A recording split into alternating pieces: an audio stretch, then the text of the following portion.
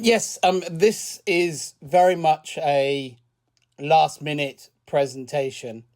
Kirsty messaged me, I think either while I was traveling back or since I've been back, but certainly in the last couple of days, and asked if I'd do a stand-in talk, which I was very happy to do. And I don't generally like to repeat talks, so I thought I'd talk a bit about what I've been doing recently. And it just so happens that I think all the photography I've done in the last 6 months has all been within the Coral Triangle. So it seemed like a good theme to pull a talk together around quickly. And it was also good motivation for me to actually process a few pictures from my recent trips today. So quite a lot of these pictures I've only processed today, so that I had something to show, which was good for me because I've been very busy this last sort of year, so I haven't really done much with my recent images. So it's nice to show some pictures. I, though, would like to start with that apology that I've just returned from Lembeh. I'm not a big one to suffer with jet lag, but I have to say the final hour or two of the day, you do tend to feel it a bit. So I thought this was a good way of seeing off my jet lag by doing a talk and forcing me to stay awake, because I know if I was sitting on my sofa, I'd be asleep already. But by being active and doing something, it's the best way through it. So I've just got back from Lembeh. Thankfully, we were able to get away, because I don't know if you've seen in the news, but the volcano to the north of Bangka, so north of Lembeh, had been erupting. And it wasn't doing a huge amount of damage to anywhere, but it was putting a lot of ash out. And it caused the airport to be closed before we went there. And then a bigger eruption while we were there actually closed 6 airports in the region. And we were concerned that, we might get stuck there, which sounds wonderful, but actually probably wouldn't have been, because you then get on standby. And when you're on standby, hoping the next day it's going to open again, you can't go diving in the meantime because you need to be clear to fly. So, but luckily, it did reopen a couple of days before we had to leave. So we were able to travel in and travel out without any complications, just a little bit of nervousness while we were there. And the positive of that was, of course, that there were very few other people in Lembeh. So most of the resorts seemed to be empty. And we just happened, I think, they were obviously waiting for groups that never made it. And so we had the strait pretty much to ourselves, which was really, really great experience. Anyway, so apologies for any jet lag. What I want to talk about tonight is kind of a slightly strange talk, in that I want to talk about the Coral Triangle region, but specifically really just showing you pictures from my recent trips and with a focus on the gear that I was using. We're in an unusual time in underwater photography where it's quite a transitional period between cameras, where people are either thinking of upgrading, have upgraded, or are eyeing in the future maybe a change to one of these fancy new full-frame mirrorless cameras. And since I'm someone who's made that change already, and lots of people are keen to know what I'm shooting. So I was going to talk a little bit about the gear I've used through the trips that I've done in the last 6 months, which are 5 trips that are all within this map here. This map here, as you'll see, it runs between India and Australia, and captures that large archipelago of islands across Southeast Asia, which are home to the Coral Triangle, the boundary between the Indian Ocean and the Pacific Ocean. It's difficult often to put scale on maps, particularly because so many of our flat maps overemphasize the polar regions relative to the tropics. But this is a huge area. One of the countries, and it's just one of the countries that make up this Coral Triangle area, is Indonesia, where I've been traveling. And Indonesia is a huge country. If you sort of took the eastern part of Indonesia, in Papua, West Papua, and you sort of position that off Land's End in the UK, Indonesia would still be going by the time you got to New York. So that gives you some sort of sense of scale. We're talking Atlantic basin size scale for this region.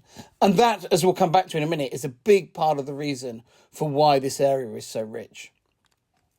As photographers, our attraction to this area is pretty straightforward. This is the heart of marine biodiversity. It's an area packed with marine life, but also packed with variety of marine life. which means quite simply when you're wielding a camera, there are more types of fish to photograph, more types of coral. In terms of the richness and variety of species, of varieties, of types of animal, whether they're invertebrate animals or vertebrate animals like fish or turtles or sea snakes or whatever, this region is packed with them. And that's quite simply the attraction as photographers. There's not really anywhere else you could go where you can see as many different things and photograph as many different things. And it really is, you could spend many lifetimes documenting the species there, and that would only just simply be getting record shots of each of the species. Once you want to go beyond that as a photographer and create interesting, compelling storytelling images, then of course, each of those species could be a lifetime's work in itself. So it is a wonderful place to visit. It's also quite a diverse place, and that's something I hope to pull out in this talk, is just to contrast these handful of trips I've done in the last few months. I've even put the wetsuit thicknesses I was wearing on the slides because, they actually were really variable across this region. And I think it shows that it's not one homogeneous lump, and actually it's quite variable place to place, just as our own diving in the UK is. Any experienced UK diver could tell within the first few minutes of a dive whether they were diving off Plymouth or St Abbs or on the west coast of Scotland. You'd be able to figure that out in seconds, and so is the case in this part of the world. As you get to know it, the different areas do have very different themes and flavours. However, why is this area so rich? Why is this area known as the Coral Triangle? Well, it all starts really from the science. The Coral Triangle isn't defined by national boundaries or the land masses particularly. This is a study, you don't need to worry about the details of it. It's a study of how many species are in the rich, shallow seas of the world. And the warmer the colours, the hotter the colours, the more species there are. And what you can see in all of these graphics is that those hot colours come up in the same place again and again, creating a pretty much a triangular shaped patch of colour between Australia and the main land masses of Southeast Asia, stretched across. And these are the original studies that led to this coral triangle being drawn on the maps, drawing a triangle around this richness of marine life. That contains this incredibly important biodiverse region of the ocean. These are a couple of different graphics showing that coral triangle. Depending on quite how you draw it, depends on how triangular it is, and it is drawn slightly differently by different people at different times.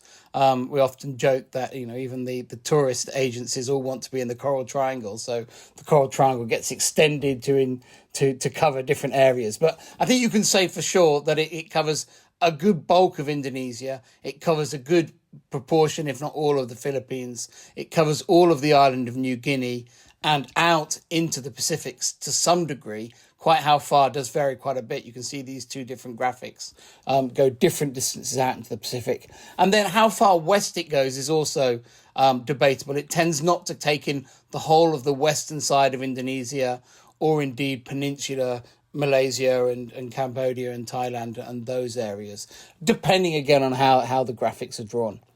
What is important, though, is that although this is a relatively small part of the ocean in total, it represents a huge amount of the world's coral reefs and a huge amount of marine biodiversity in general. I'm not going to read out the things, you can read them yourselves on the screen there. And what sort of this means photographically for us is that everywhere we look, there are these endless opportunities for creatures, for species, animals living together.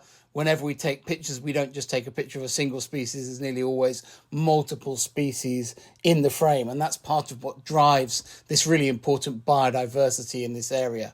The stability and scale of this area are really the two factors that, for me, mean that there's so much variety of life there. There's enough space that, the more space you have, the more species you tend to get in an area. And then there's also the fact that this area has been reasonably stable over a long period of time. And this has allowed these complex interactions between species to evolve. And therefore you have this high interdependency and this high biodiversity as an output. The other reasons that this area is so rich, I think it's good to look at the map for. And the first of those, just to repeat it, is just the pure scale of this area.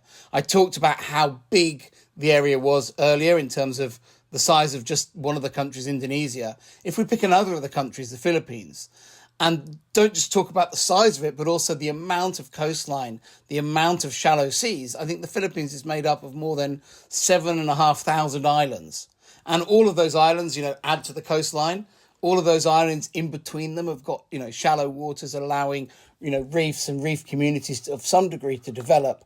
And that just creates this huge amount of area for marine life to thrive and prosper in. So it's that space that develops a lot of the marine biodiversity. Another factor that's really important is that over the last couple of million years, the Earth, as I'm sure you all know, has been through many, many cycles of glacial and interglacial periods. And the main consequence of the glaciers to the oceans is that the sea level has gone up and down a lot on really quite quick timescales over the last 2 million years or so. And if you look at a region like this, which is a hodgepodge of shallow water and deep water, what occurs in an area like this is that in areas of interglacial, like we have at the moment, the sea level is higher and the water sort of floods through the whole region. When the sea level is lower in glacial times, lots of the areas that are kind of light blue on this map actually become fully land and separate in between them patches of ocean, of water, of seas, which are not as well connected as they are at the moment. And in those isolated basins, so different species have evolved over time. And then when the sea level rises again, they all get mixed up again. And this is known as the species pump, where the interglacial and glacial rise and fall of the sea level separates populations, allows different species to evolve, and then mixes them all back up again. And this is another reason for the diversity. Another reason that's often not talked about is the fact that Southeast Asia is, or this archipelago, is the boundary between two great oceans. And the way the currents work is actually the edge of the Pacific Ocean, on the right-hand side of this picture, is actually quite a lot higher than the Indian Ocean, because the currents bring water across the Pacific and it gets piled up across this landmass. And this creates a constant flow through of water through the archipelago. And it's one of the reasons why the area has such strong currents, is that there's this constant flow through of water anyway from the Pacific through to the Indian Ocean. And what it means is that any species that evolve out in the various islands that dot across the Pacific also get brought as larval stages to these islands and concentrated and collected in this area. So it's an area that collects species as well. And then the final reason I was just going to talk about why it's so high in biodiversity is the fact that it has been incredibly stable. And during those ice age periods, these are some more complicated graphs you don't need to look at in too much detail. But what they're basically saying is that the middle graph is the important one to look at, is that in that one, the bluer the area, the less impacted you were by the ice ages, in that you didn't have big ice sheets nearby, your water temperatures around the tropics stayed warm. And the big difference between, say, the Caribbean reefs and the Indo-Pacific reefs is that during the ice ages, they stayed warm. They were reasonably good, well isolated from these glacial conditions. And as a result, the species persisted there. Whereas in other parts of the world, and particularly North America, was, very covered in big ice sheets. And so the Caribbean reefs kind of had a lot of extinguishing of species during those periods. So all these factors come together to mean that the reefs of Southeast Asia are super rich. And that's why it's such a fabulous place for photography. But I now want to switch focus from that sort of introduction about why the Coral Triangle is such an amazing area and talk about these 5 trips I've done there over the last 6 months or so, and talk specifically really from the perspective of the equipment that I'm using. And the little camera that I shoot with these days, I don't know how well this video will come through on Zoom. Videos tend to be a bit jumpy on Zoom. But the little camera that I shoot these days is a Sony mirrorless camera. It's a very similar sized camera body to the Olympus Micro Four Thirds cameras. The housing's a little bit bigger, but that's really just a choice by by Nauticam to make the housings a little bit bigger so they can be a little bit more fully functional. But this is the system that I've used through all these trips, and I'm going to talk about. I'm shooting in this case here. It's got the Nauticam FCP on, and I've got a pair of borrowed Seacam strobes on. But ultimately, that's the system I'm going to run through and talk about some of the lens choices and options that I've used on the different trips. So the first destination that we're visiting is the amazing country of Papua New Guinea, which is, I think, as a travel experience, just the most amazing place you can visit in the Coral Triangle. And indeed, it's one of the most amazing places you can visit in the world. It really does feel like you've traveled going to Papua New Guinea. But it is also one of the most challenging places to visit. There's a lot of civil unrest in Papua New Guinea. It's not always particularly a safe place to visit. It hasn't been since our trip. It was fine during our trip, but hasn't been since. It's also quite tough traveling. To get there, you have to take, there aren't that many international carriers flying into Papua New Guinea, so you have to take flights with Air New Guinea. You then have to take internal flights with Air New Guinea, which certainly when we were traveling, only about half of them are running anywhere near on time, which makes the internal travel really quite challenging getting around. And it's a big place, so you have to fly because it's a big old country to move around in. But the plus side of all that travel torture is that when you get there, there's only you and the wilds there. This is the boat we were on, the MV Oceania, which is a really, really well-run, well-set-up liveaboard. And we're the only boat in the area, as you can see. This is just a very tiny, tiny bit of the area we were exploring in the Bismarck Sea off North New Britain. And, each of these reefs, which you can see in this picture, was a fantastic dive. You could spend weeks just exploring this small area, and these patch reefs continue round the corner, and we roamed over a much larger area of ocean, again, not seeing anyone around. It really is an amazingly large and exciting area to be able to explore and dive through. And really well set up for diving. These are some of our guides on the Oceania. What was also really nice about that particular trip, I got 3mm wetsuit written on there. It was a little bit cooler than say someone like Raja Ampat, but still nice warm tropical water. What was really nice about this trip was that we also, because we were the only boat there and we were diving these reefs that generally come up to about 4 or 5 meters deep, is that we always were able to dive just straight off the back of the mothership, which meant that as a liveaboard trip, it was super efficient, super easy diving. You just kitted up on the deck, walked down some steps, and you were in the water and off and away and shooting. And a very enjoyable and easy trip as a result.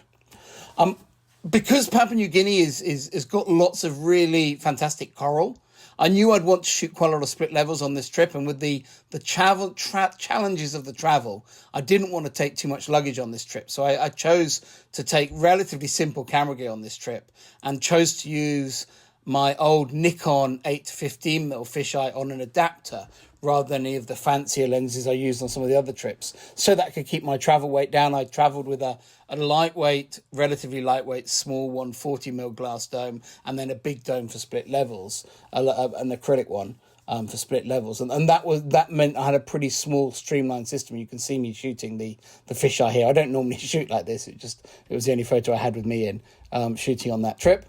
I took that fisheye so that I could shoot split levels. The area is very suited to great split level photography. There are lots of small islands, lots of very healthy hard coral reefs in the shallows. Unfortunately for us, we didn't have the best weather conditions when we were there. Normally, if you go there in sort of October, November time, you can expect exceptional visibility because it's very much an oceanic facing area, so it's quite common to get 50-meter visibility.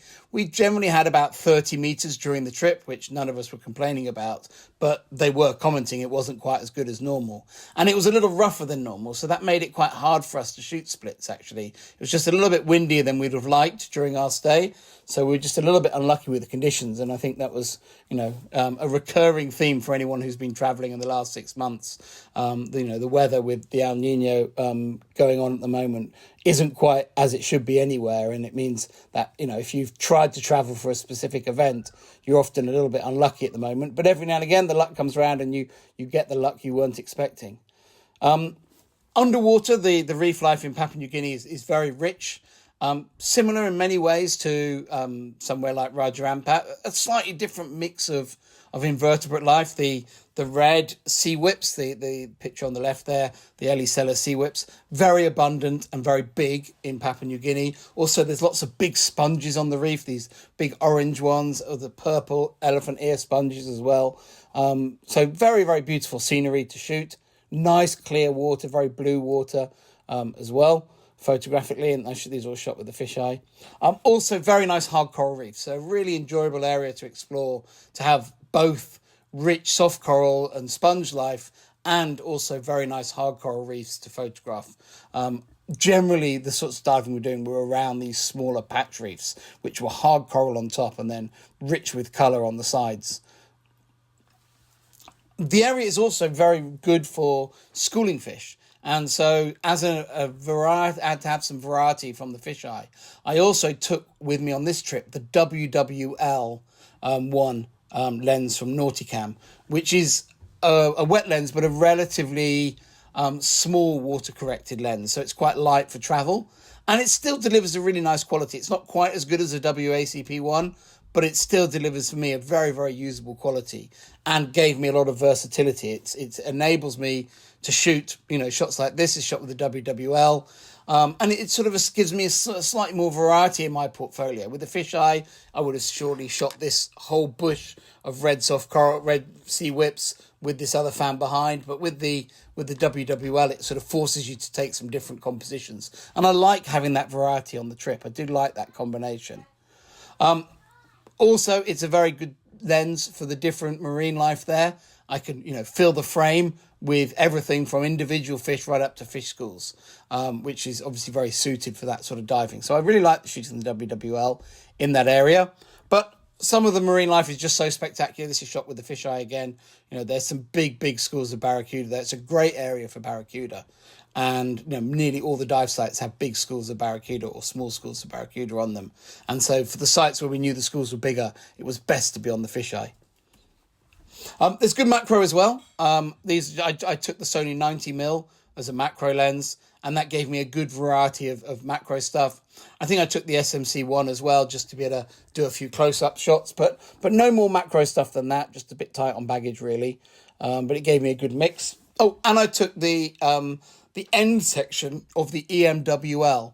Those who are not that familiar with the EMWL, it's normally looks like the upper one in this picture. It's a big, long stick of a lens.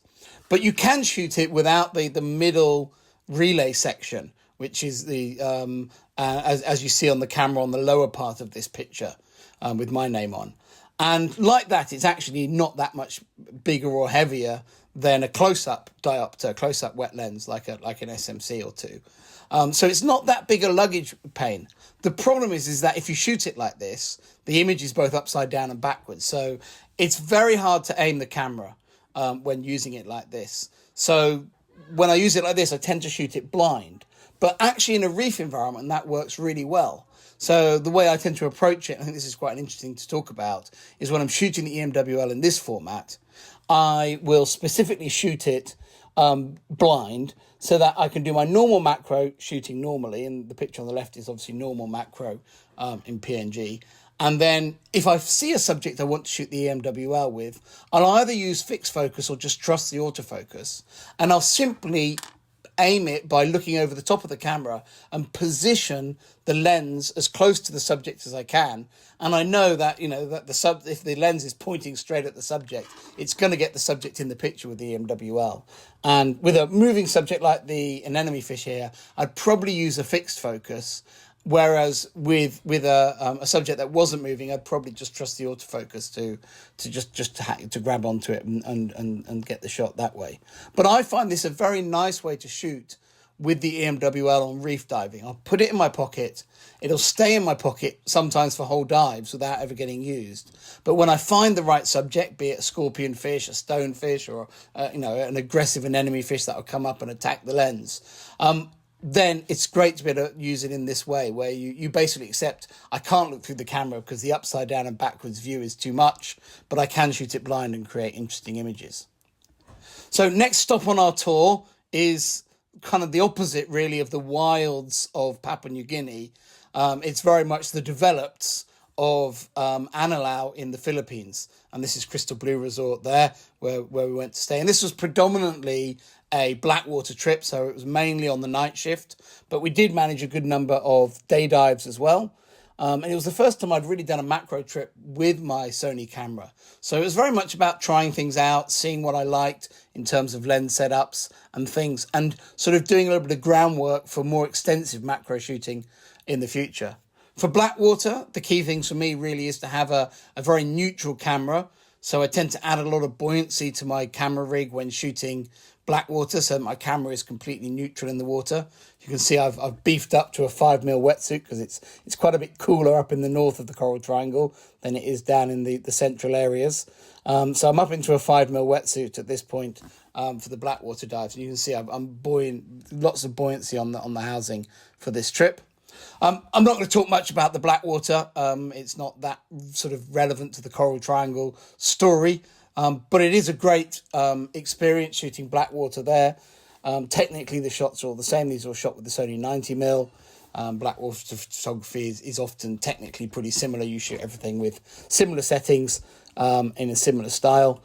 And it's the change and the variety of subject matter that gives you different pictures. Which I guess in areas of high marine biodiversity is always going to be good. More interestingly, I think from a technical point of view, was the day dives, and this is my sort of first time doing any sort of dedicated macro shooting.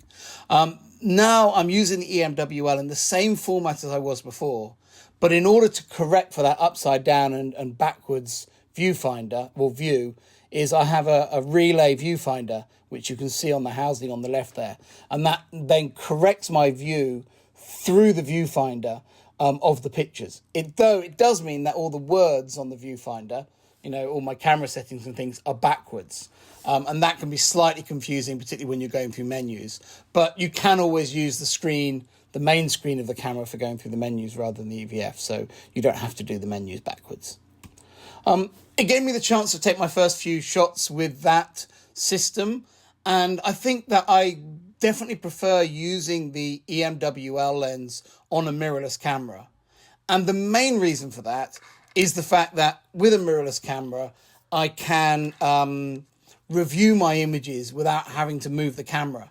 And one of the problems with the EMWL is you take a shot, and if you're on an SLR and you want to view the picture, you have to sort of get your eye away from the viewfinder and round to see the LCD screen. And with an EMWL, if you've got the end of the lens literally millimeters away from the subject, that means, lifting the whole camera away from the situation, reviewing the pictures, and then slowly maneuvering it back again. Whereas when shooting with a mirrorless camera, you can obviously review without moving a muscle, and that keeps the subject matter very relaxed, means that you can get your shot and optimize any settings that you want to, while keeping the camera and particularly the EMWL lens exactly where you want it to be, so you can get these amazing wide-angle macro portraits. But the thing that really interested me with using the EMWL on that trip was beginning to use it in different ways, and particularly using it within subjects. And this is just a shot of some crinoid arms. But actually, what I'd done is I'd actually pushed the EMWL into the crinoid. So I was shooting kind of the far side of the crinoid out into blue water with the EMWL. And I think, and just playing around with it in this way got my brain going that I think this is going to be a really interesting area to exploit in the future. I mean, this picture here is just an abstract, kind of view. It's not very interesting. But if you imagine a crinoid shrimp or something crawling on one of these arms of the crinoid, this could be a really interesting and unusual image. So that's something that's sort of logged in my mind for the future, that next time I'm on macro trips, I want to play more with this idea of using the EMWL to really get the lens into places I wouldn't normally use. Whereas I think a lot of my early EMWL shots were just, here's a wide angle view of a subject, sitting on the seabed. And now I'm starting to use it in more interesting ways. So the third of our 5 trips is to Raja Ampat, and a liveaboard trip in January this year on the boat pictured here, which is the Emperor Harmony. This is down at Whale Batan in Misool with the boat. We had quite a windy trip, which limited us a little bit photographically in terms of where we could roam. But I have to say, it kind of pinned us down in Misool, which is no bad thing because we got to do lots of really great diving. Even though it maybe wasn't where we were planning to go, it was certainly a very nice area to dive in.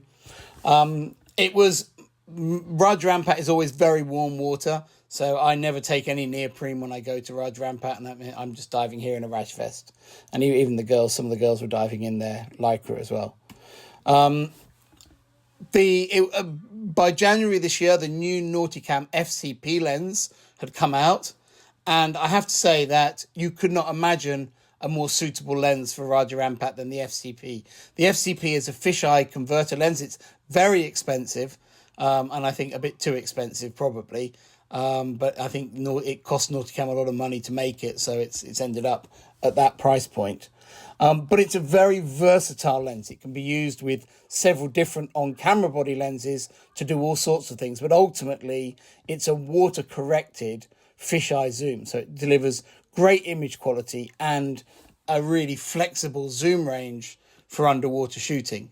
And I think that makes it a very powerful lens underwater. And on this particular trip, I think I did all but about 3 dives with it, because once it's on the camera, you just love it. And the advantage, of course, of having a fisheye lens that you can zoom on a full frame camera is that you can shoot all your scenery with it. And then when the manta or the turtle or the school of fish turns up, you can zoom in and shoot that. And what's really quite amazing about the FCP is that actually you can shoot subjects a lot smaller than that too. You can even shoot sort of anemone fish in anemones, if, it's slightly, not a tiny anemone, but a decent sized anemone. You can really fill the frame and almost do some sort of pseudo macro with it all in one dive. And it makes it a very powerful setup.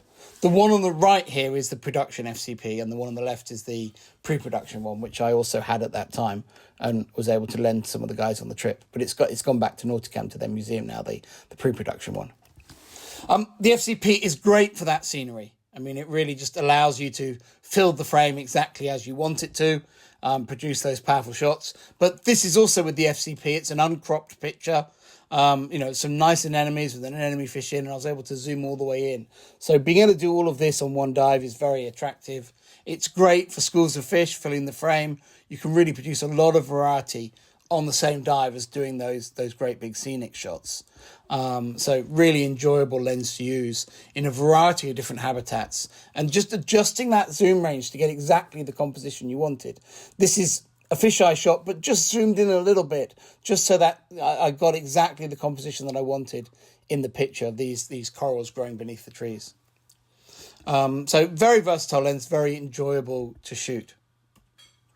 I also, on that trip, and it's a pity that both of them sort of arrived at the same time, had another fisheye lens, which is equally as exciting.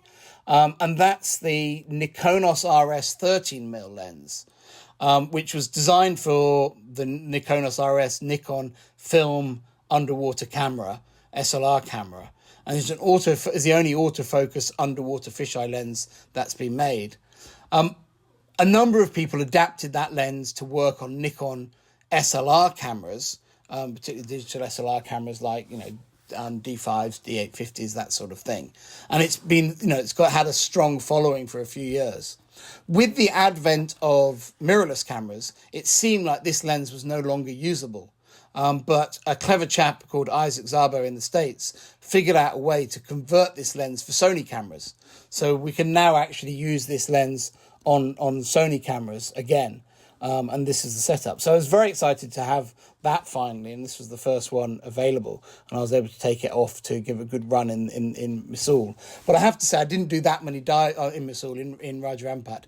I didn't do that many dives with it simply because I was so busy with the FCP, and I just couldn't bring myself to put a non-zooming fisheye on once I got used to the FCP. But I did use it a little bit, and it does deliver really excellent image quality, as you might expect. And it really, I think these are taken on the same dive. And it really, does produce some beautiful wide-angle fisheye photography. And I have to say, in less action-packed destinations than Raja Ampat, I may well favour this lens over the FCP, especially if travel weight is a big restriction. It's a very small lens, and it's really high quality as well. Which brings us to our fourth of fifth trips, and that is to the resort of Misool in Raja Ampat, where I travelled in March to run a workshop with Erin of Go Ask Erin fame at the amazing Misool resort, which is just the most incredible resort to visit. It's on this small island here, right at the edge of the Misool archipelago of islands, right in the heart of all the most amazing diving. The main island here is called Batbatim. Behind that, you can see Calig, and Calig continues into the Fearbart and then Boo Island chain. So Nudie Rock is just off the top off the right hand side of this image, and you've got Tank Rock there, Whale Rock, and then through to Boo West and down to Boo Windows, and Magic Mountain is just behind the camera here. So a ton of super famous, super amazing dive sites, all just a few meters from the resort.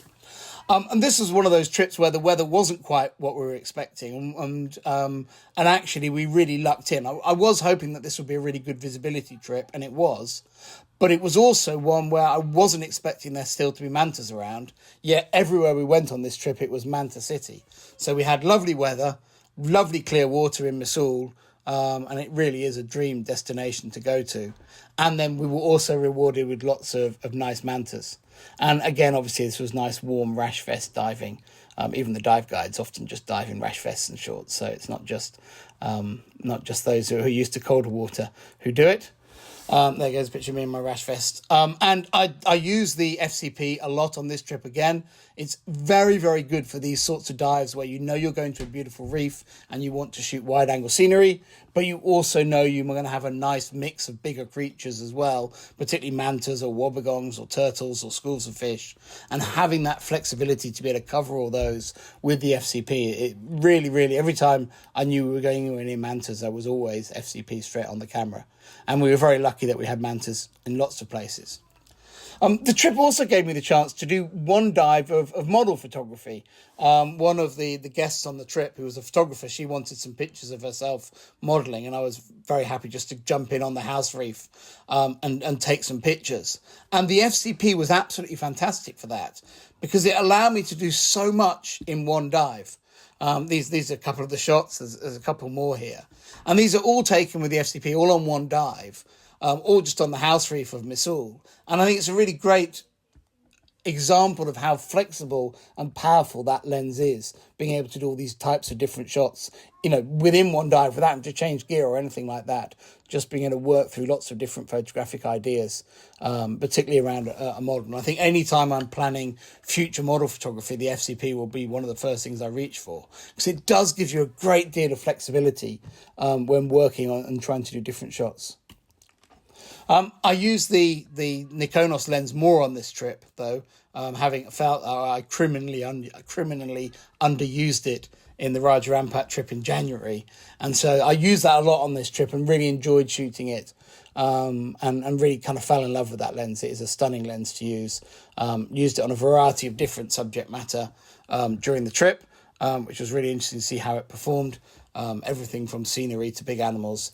And it's really a lovely lens to use, and I'm intending to probably take that in favour of the FCP to the Red Sea, because this summer, really, because I think it, so much of what you shoot in the Red Sea is just pure fisheye, that there isn't really the need for the FCP there. I took the FCP last summer as a prototype and found I wasn't using the zoom very much in the Red Sea, so probably would just take the 13mm, also slightly tighter baggage allowances to the Red Sea.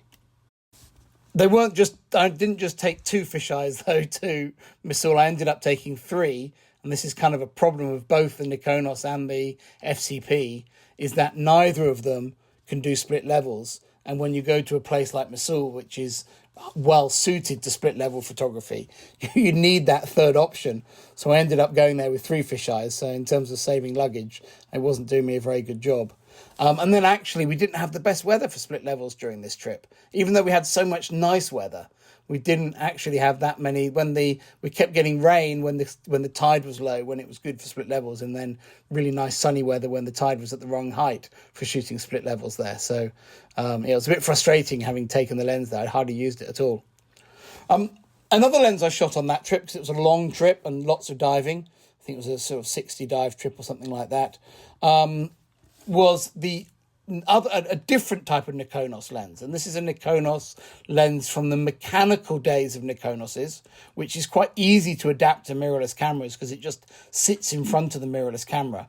And this is a Nikonos 15mm, so it's a non-fisheye rectilinear wide angle. It's a completely mechanical lens, so it doesn't autofocus like the RS 13mm fisheye, but it does deliver really excellent image quality.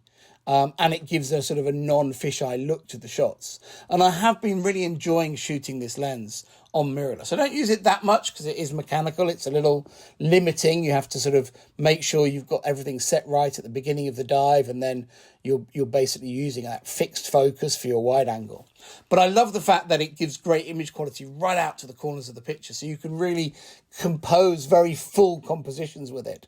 And I like the fact that it challenges me to shoot in slightly different ways. This is the famous view at Boo Windows. Not particularly nice sea fans there at the moment, but this is the window shot, and this is shot with a Nikonos 15mm rectilinear lens, which I do enjoy using. And again, it's, if you go back to the picture here, you can see it's a very small lens and very easy to travel with as well. And I just, because it's mechanical, I just throw it in the hold luggage when I travel, so it's nice and strong and doesn't add to my hand luggage weight for the trip. Right. A little bit of macro while we were there as well. There's lots of good classic reef macro in Roger, the 90mm lens, because it's got excellent autofocus. But the real macros came in my final destination, the last part of this talk here, which is in Lembeh, where I've just come back from.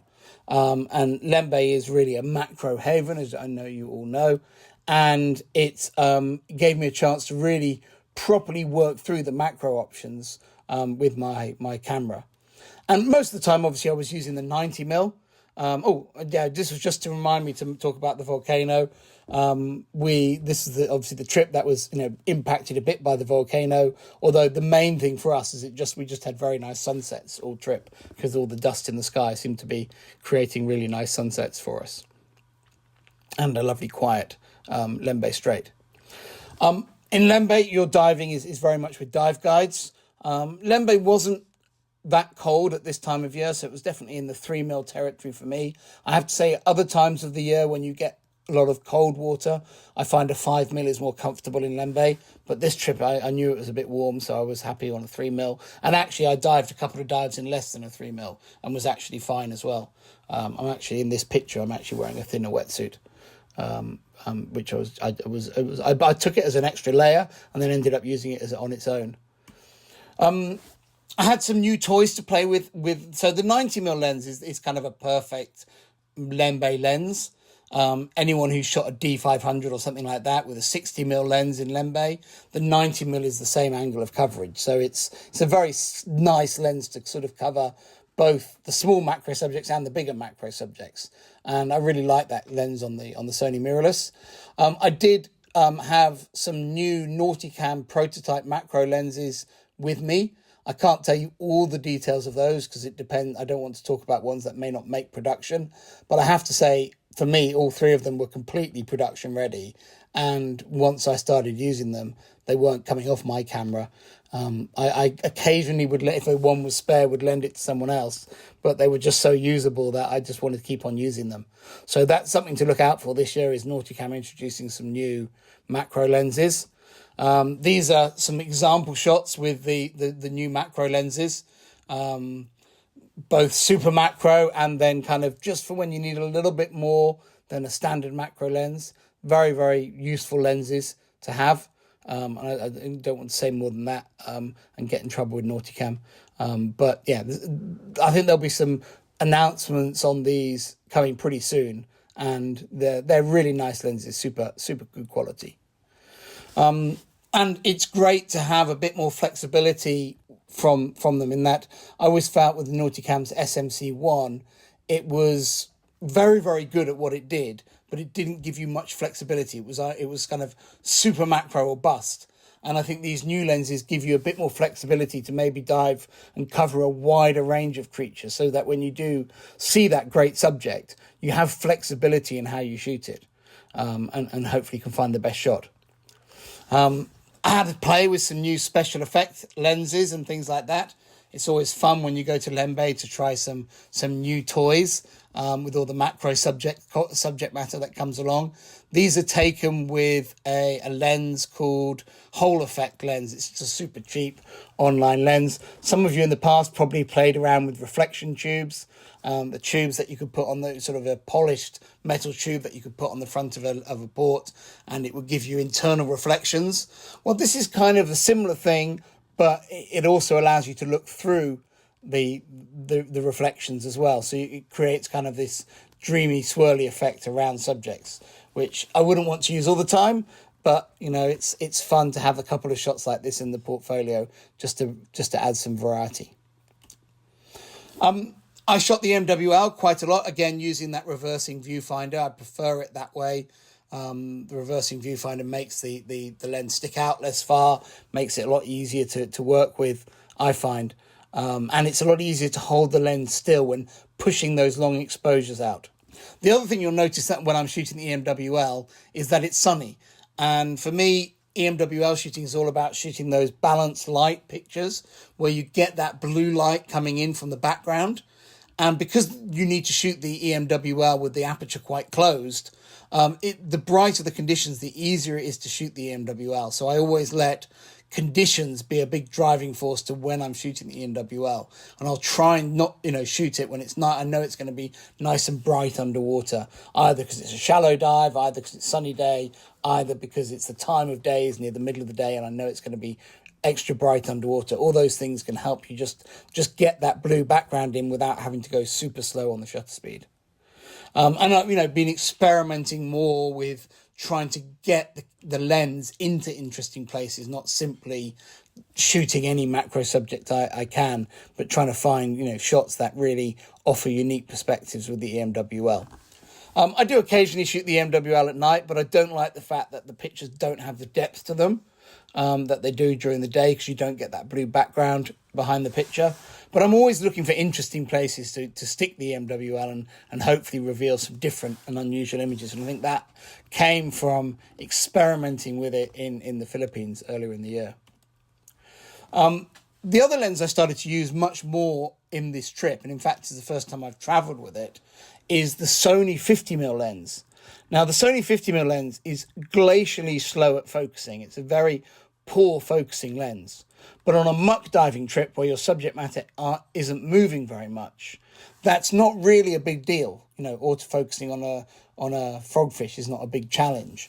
And so I really like the 50mm lens. It's a much wider viewing macro lens, allows you to get the camera extra close and therefore not have, get a nice clear view of the subjects. I mean, for UK diving, I've not done much. I've not done any UK diving, I don't think, with my Sony yet. The 90mm is still not that tight a macro lens, and is still, a nice usable macro lens like a 60mm on a D500, say. But the 50mm is an even wider macro lens and could be quite suited for some of the slower moving macro subjects in the UK, say like a hermit crab or something like that. And I use it in two configurations. I either use it as it is on the left here with a curved port in front of it. This makes it 30% wider, but I can't use close-up accessory lenses with it in that format. So if I'm aiming towards slightly bigger macro subjects, I'll go with that one.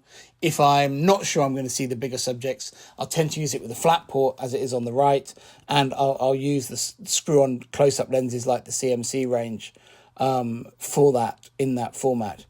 And I like the fact that this lens allows you, while still working close to subjects, to create space around them.